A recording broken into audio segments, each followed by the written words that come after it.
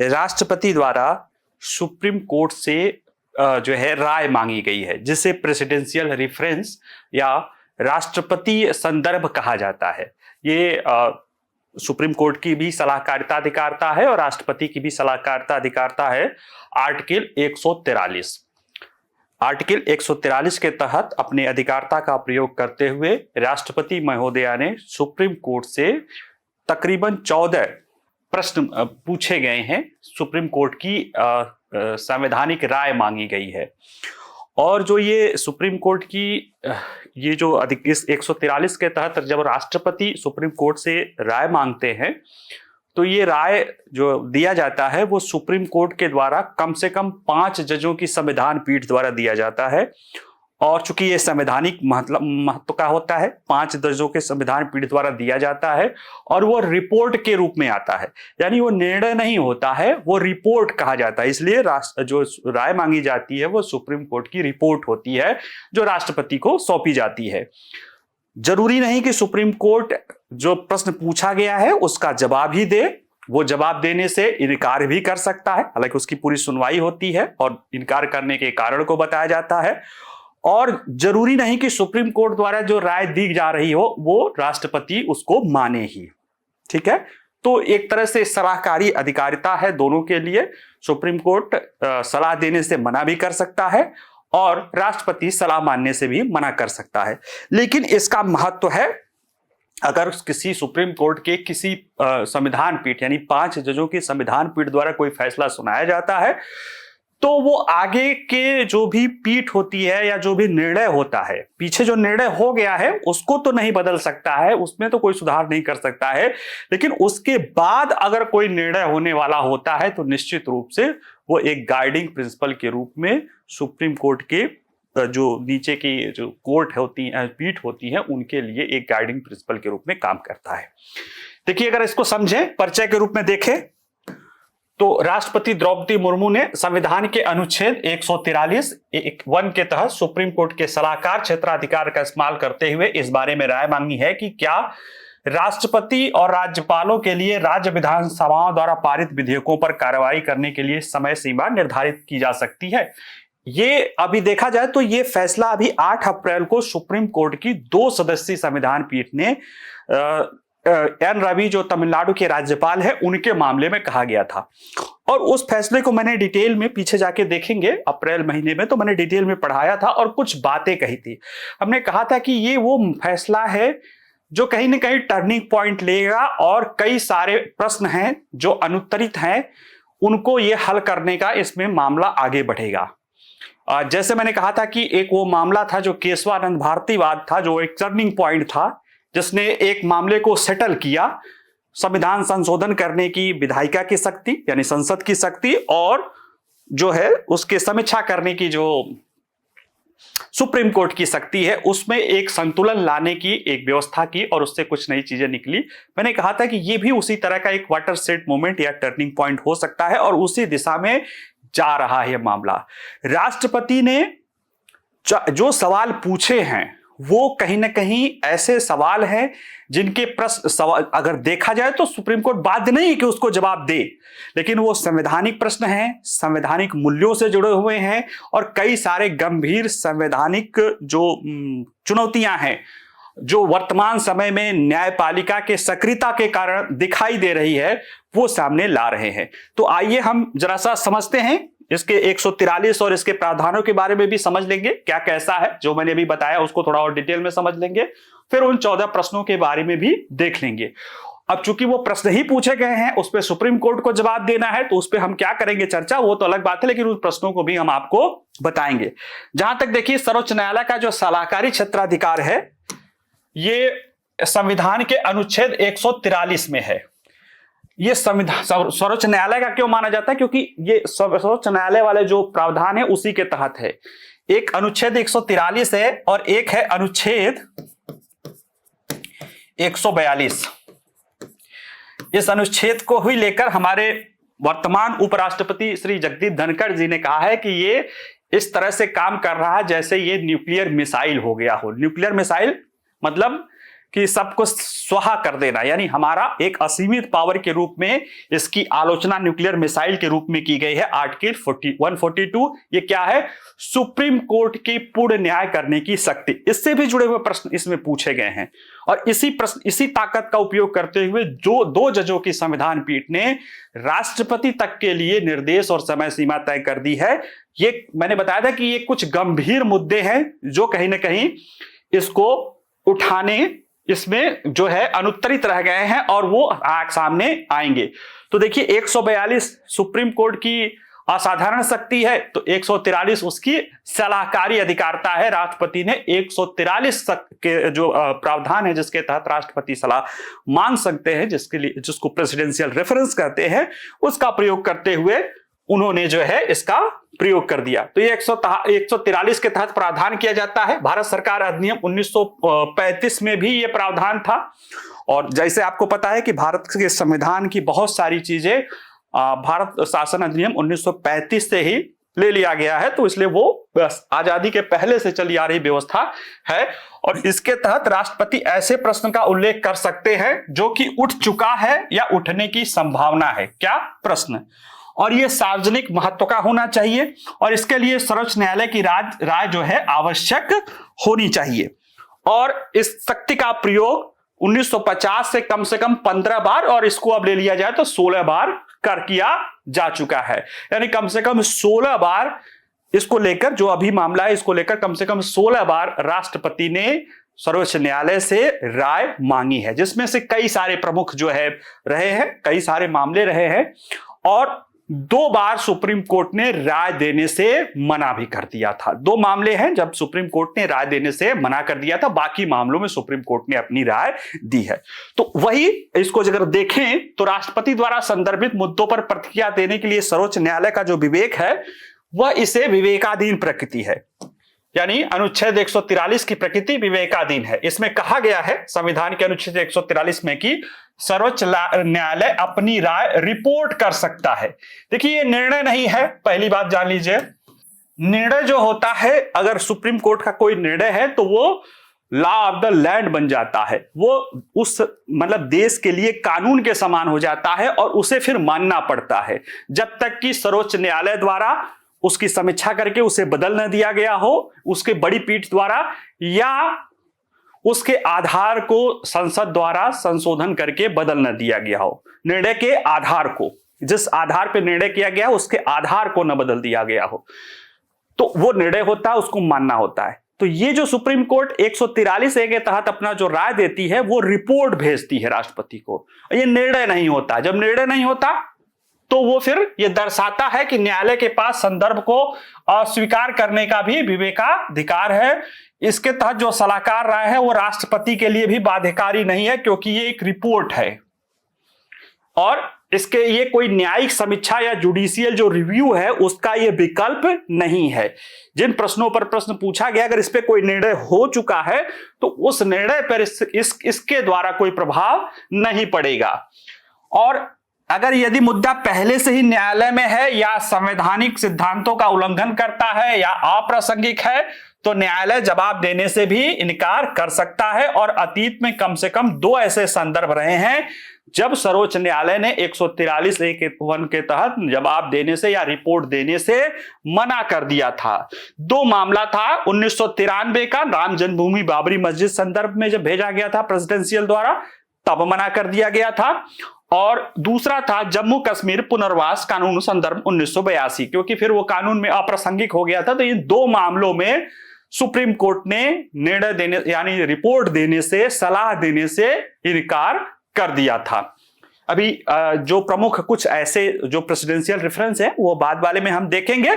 तो यहाँ पे ये है कि सुप्रीम कोर्ट के से जो राय मांगी जाती है, सुप्रीम कोर्ट एक रिपोर्ट 5 जजों की संविधान पीठ बनती है, उसके बाद जो पक्ष रहते हैं, अग्राही पक्ष रहते हैं, उनको नोटिस भी जाता है, वो अपनी बात भी रखते हैं और इसके बाद सुप्रीम कोर्ट को लगता है कि जवाब देना चाहिए तो जवाब देता है, नहीं देना चाहिए तो जवाब देने से इनकार कर सकता है। किन मामलों पर? अगर वो लगे कि संवैधानिक सिद्धांतों का उल्लंघन करे, अप्रासंगिक हो या कुछ संविधान का यानी मतलब अवांछित हो तो उसको इनकार कर सकता है, अदरवाइज उसको निर्णय देना होता है। ठीक है, अब अगर हम देखें कि राष्ट्रपति के सलाहकारी अधिकार की सीमाएं क्या है, इसमें क्या सीमाएं हैं। देखिए सीमाएं यही है कि राष्ट्रपति का संदर्भ न्यायिक निर्णयों को पलट नहीं सकता है।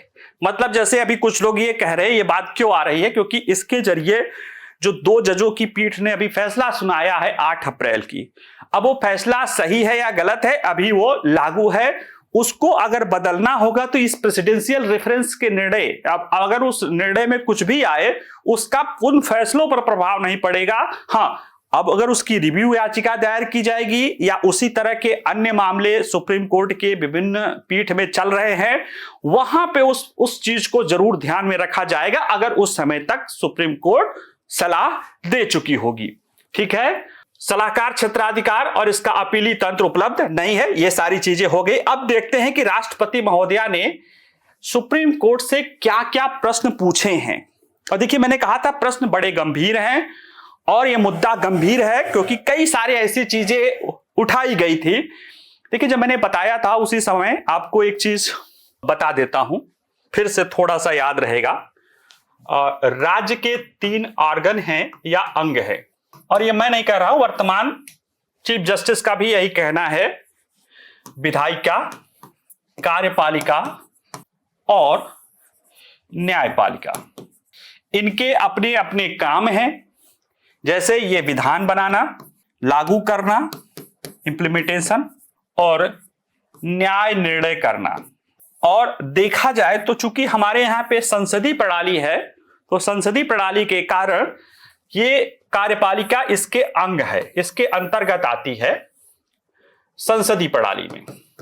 जहां पे अध्यक्षीय शासन प्रणाली है यानी अमेरिका में है, वहां पे ये तीनों अलग अलग दिखेंगे। वहां अगर अमेरिका में देखेंगे तो ये कांग्रेस है, ये राष्ट्रपति है और ये सुप्रीम कोर्ट है वहां का, और तीनों अलग अलग काम करेंगे। जो वहां का मंत्रिमंडल होता है वो लगता है कि जैसे सीनेट आदि से लिए जाते हैं, लेकिन उनको इसके सदस्य नहीं होना होता है कार्यपालिका के लिए। केवल वो जो वहां का उपराष्ट्रपति होता है वो सीनेट का जो है, उनकी जो उच्च सदन सीनेट है उसकी अध्यक्ष होता है, और कभी विशेष परिस्थिति में जब बराबर मतदान होता है तो उसकी अध्यक्षता करता है, अदरवाइज वो उसकी अध्यक्षता नहीं करता। यानी वो पूरी तरह से एक स्वतंत्रता के साथ काम करते हैं। क्योंकि संसदीय प्रणाली है और कार्यपालिका विधायिका के अंतर्गत ही आती है, विधायिका से ही बनी होती है। कंपल्सन है कि कार्यपालिका का सदस्य यानी मंत्रिमंडल का सदस्य, मंत्रिपरिषद का सदस्य या तो विधायिका का सदस्य हो दोनों सदनों में से किसी में संसद का, या तो 6 महीने के अंदर हो जाए। तो ये प्रणाली एक साथ होती है। तो यहां पे मेन जो बंटवारा दिखता है, शक्तियों का पृथक्करण वो दिखता है, वो शक्तियों का सेपरेशन ऑफ पावर न्यायपालिका और विधायिका के बीच में दिखता है, और ये टकराव के रूप में काफी सामने आता है। इसमें कई बार क्या होता है कि जब कोई संगठन का अपना अपना काम है, विधायिका का अपना काम है, कार्यपालिका का अपना काम है, न्यायपालिका का अपना काम है, और संविधान के तहत हमारे न्यायपालिका को लोगों के मूल अधिकार का संरक्षण बनाया गया है, संरक्षक बनाया गया है, गार्जियन है लोगों के मूल अधिकारों का और ओवरऑल संविधान का भी। क्योंकि संसदीय प्रणाली में संघीय व्यवस्था में जो संविधान होता है वो राज्यों के लिए भी होता है, केंद्र के लिए भी होता है। तो वो पूरी व्यवस्था जो है एक सर्वोच्च न्यायालय को संरक्षक या आप कह सकते हो कि उसकी समीक्षा करने का भी अधिकार देता है। ऐसे में अगर कोई अंग काम नहीं कर रहा है तो जाहिर सी बात है लोग अपने अधिकारों के लिए, अपने मामलों के लिए न्यायपालिका के पास जाते हैं और न्यायपालिका निर्णय देता है और वो फिर मामला चलता रहता है। लेकिन कई बार क्या होता है कि न्यायपालिका का निर्णय भी एक लिमिट को क्रॉस कर जाता है, जो है शक्तियों के पृथक्करण का सिद्धांत, क्योंकि उसके तहत आपकी लिमिट होती है। देखिए भले आप कहते हो कि आप सुप्रीम कोर्ट है, लेकिन वो सुप्रीम कोर्ट कोई सुप्रीम सत्ता नहीं है, उसकी भी कुछ लिमिटेशंस होती हैं। और ये सुप्रीम कोर्ट ने विभिन्न निर्णयों में अपने माना है कि उसकी लिमिटेशंस, उसकी लिमिट क्या है। लेकिन इधर बीच कुछ पिछले 15-20 सालों से, 25 सालों से, या आप कह सकते हैं 90 के दशक के बाद से, जब राजनीति में आया राम गया राम और दल बदल और इस तरह की समस्याएं, या राजनीतिक व्यवस्था का एक तरह से आपको कह सकते हो कि पतन देखा गया और क्षेत्रीय दलों की सरकार की व्यवस्था आई, तो वहां से कहीं ना कहीं ये चीजें स्पष्ट रूप से दिखाई देने लगी है कि कहीं ना कहीं विधायिका अपने कार्यों से अधिक जाकर सक्रियता की तरफ जा रही है, जिसे न्यायिक सक्रियता कहते हैं, कुछ लोग न्यायिक निरंकुशतावाद की तरफ भी कहते हैं। कुछ जजेस निर्णयों में उस तक अपने को रोक लेते हैं, लेकिन इधर हाल फिलहाल में कुछ जजेस द्वारा उनके अपने निर्णयों में उन्होंने लोगों को न्याय देने वाली बात को ज्यादा महत्व दिया और अपने लिमिटेशंस को कम महत्व दिया है। साथ ही साथ न्यायपालिका के पास जो कुछ और भी, जो उसने अभी अभी अनेक ऐसी व्याख्या की जिसमें नियुक्ति की प्रक्रिया हुई और भी बहुत सारी चीजें हुई, जनहित याचिकाओं का दौर हुआ, उससे और कहीं ना कहीं वो कई ऐसी प्रणाली डेवलप हुई जो निश्चित रूप से शक्तियों के बीच पृथक्करण तो छोड़िए टकराव की तरफ ले जा रहा था। हाल फिलहाल का जो अभी भी मामला है, जो भी गंभीर न्यायवेत्ता या विधिवेत्ता हैं, जो इससे समर्थक, यहां तक कि जो पूर्व जजेस भी रहे हैं, कुछ एक पर्टिकुलर माइंडसेट को छोड़ दिया जाए तो उन्होंने कहा था कि ये टू मच हो गया है। तो ये सारी चीजें मैं पहले भी बता चुका हूं, अब उसी को आगे राष्ट्रपति प्रश्नों के रूप में जो पूछ रहे हैं उसको हम जरा सा देख लेते हैं। देखिए, राष्ट्रपति प्रश्न कर रहे हैं 143 के तहत कि जो संविधान के अनुच्छेद 200, आर्टिकल 200 और 201 इसमें मेन है, क्योंकि उसी के तहत जब राज्यों के द्वारा कोई विधान पास होके आता है तो राज्यपाल की उसकी सहमति देने की शक्ति है, और 201 के तहत राष्ट्रपति की उस राज्य विधान को सहमति देने की शक्ति है। तो इसमें पूछा गया है कि संविधान 200 के तहत, आर्टिकल 200 के तहत राज्यपाल के समक्ष कोई विधेयक प्रस्तुत किया जाता है तो उसके समक्ष संवैधानिक विकल्प क्या होते हैं, वो क्या क्या कर सकता है। आपको पता है कि वो या तो सहमति दे सकता है, सहमति रोक सकता है, वापस कर सकता है, राष्ट्रपति को भेज सकता है। अब इसके द्वारा प्रश्न पूछा गया है क्योंकि इसी मामले को लेकर अभी कई बातें कहेंगे, नीचे के प्रश्नों में वो भी शामिल हो जाएगा। इसी तरह से क्या राज्यपाल संविधान के अनुच्छेद 200 के तहत किसी विधेयक के प्रस्तुत किए जाने पर अपने पास उपलब्ध सभी विकल्पों का प्रयोग करते समय मंत्रिपरिषद द्वारा दी गई सहायता और सलाह से बाध्य है? एक प्रश्न है, क्योंकि बाध्य नहीं है तो फिर उसके पास विवेकाधीन शक्ति है, लेकिन जिस तरह की व्याख्या 8 अप्रैल के निर्णय में कही गई है उसमें एक तरह से उसे बाध्यकारी ही बना देने की बात कही गई है कि वो या तो लौटा दे या तो ये कर सकता है, यानी उसके पास कोई विकल्प है कि नहीं, ये पूछा जा रहा है। तीसरा प्रश्न है कि क्या संविधान के अनुच्छेद 200 के तहत राज्यपाल द्वारा संवैधानिक विवेक का प्रयोग न्यायिक समीक्षा के अधीन है या नहीं है? न्यायिक समीक्षा की जा सकती है या नहीं की जा सकती? क्यों ऐसा कहा जा रहा है?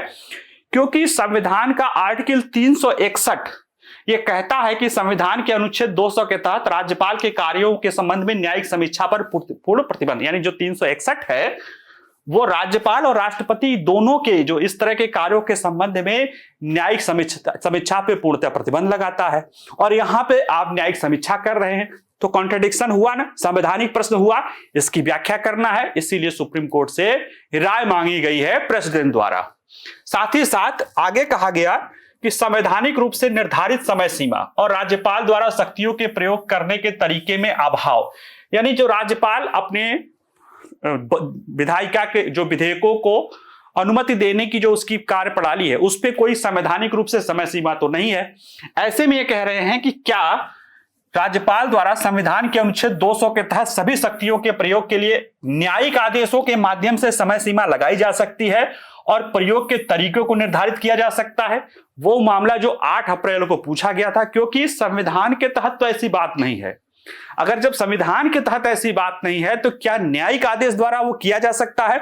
यानी क्या न्यायपालिका संविधान की व्याख्या करने के दौरान संविधान में जो चीजें नहीं है उसको जोड़ सकती है? यानी यहां पे आप देखिए कॉन्स्टिट्यूशनल ओवररीच का मामला आ गया।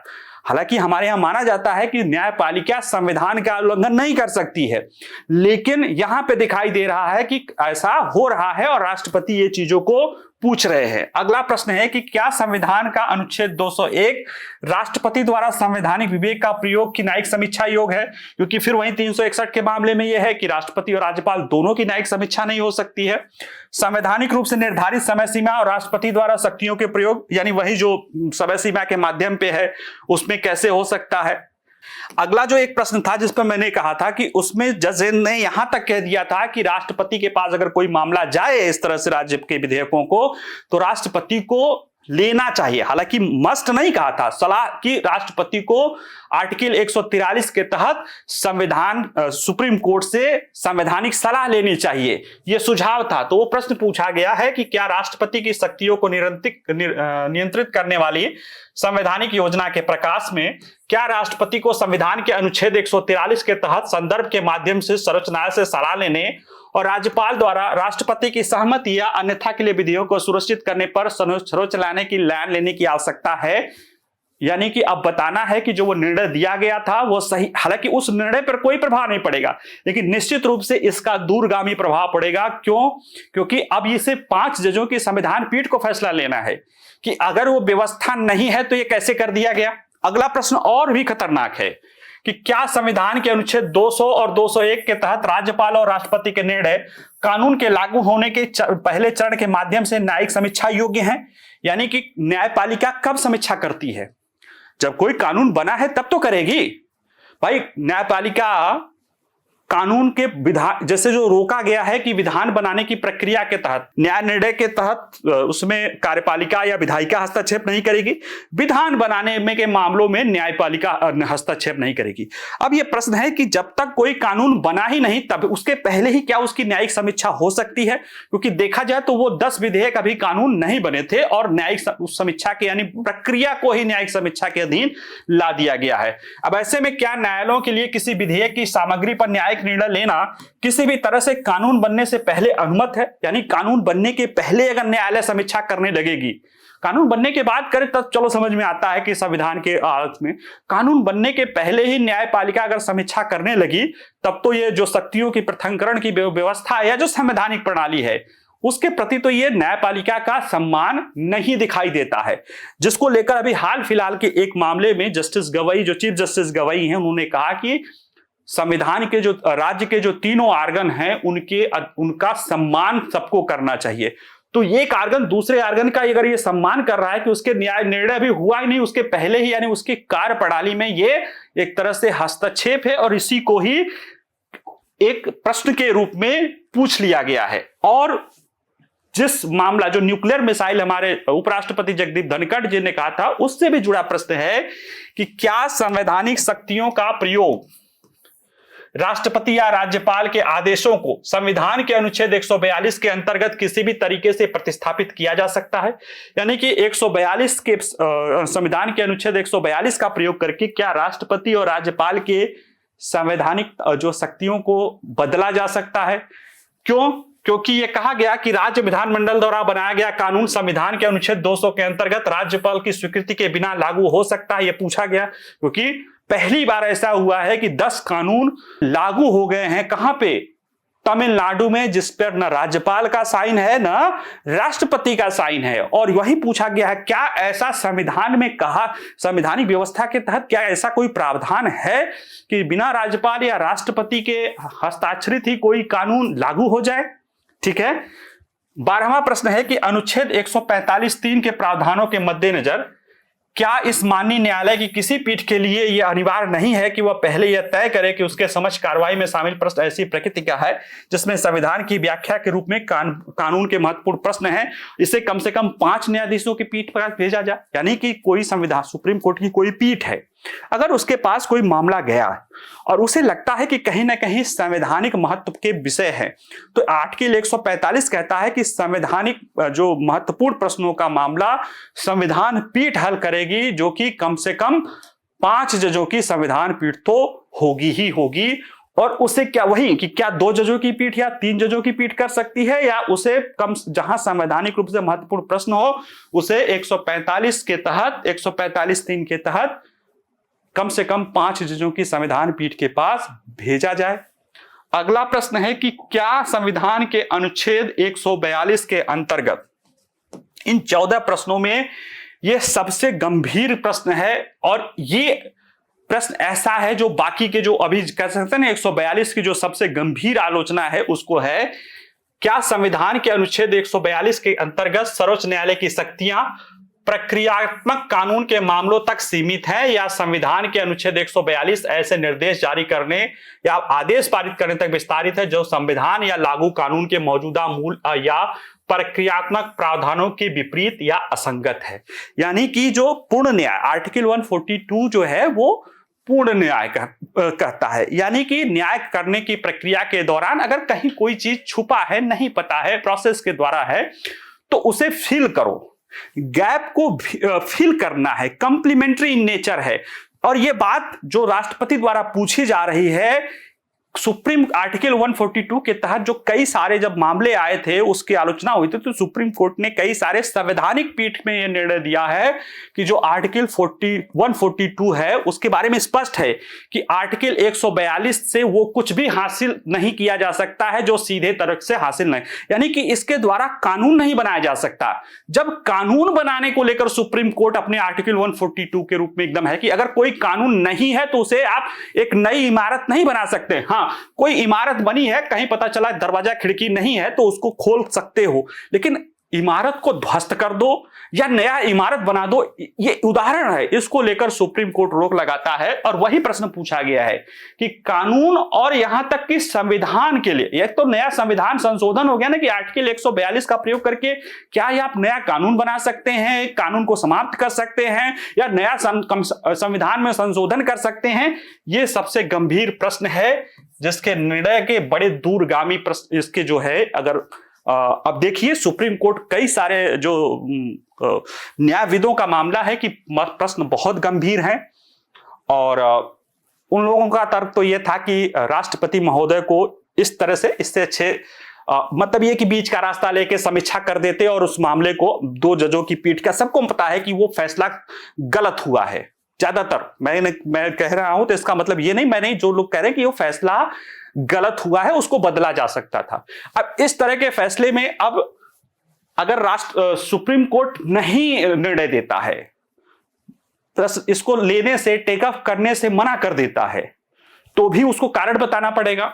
अभी देखेंगे कि किस मामलों में दिया है या नहीं दिया है, और अगर देता है तो निश्चित रूप से वो फैसले नहीं बदलेंगे, लेकिन निश्चित रूप से यह साबित हो जाएगा कि वो फैसला क्या है। और ये आसान प्रश्न नहीं है, ये पूरी तरह से देखा जाए कि ये प्रश्न ही ऐसे हैं जो उस फैसले को क्या कर सकते हैं, उस आर्टिकल 142 के दायरे को परिभाषित करेंगे। और ऐसा नहीं कि सुप्रीम कोर्ट ने उन फैसले के दायरों को परिभाषित नहीं किया है। अब कहते क्या है कि जैसे कि कुछ जजेस हैं जो निर्णय देने के दौरान उन चीजों को संभवतः ध्यान में न रखे हों, क्योंकि आर्टिकल 142 कहता है कुछ नई इमारत नहीं बना देना है। आप पूर्ण न्याय के चक्कर में जो डायरेक्ट न हासिल हो उसे इनडायरेक्ट हासिल नहीं कर सकते हैं।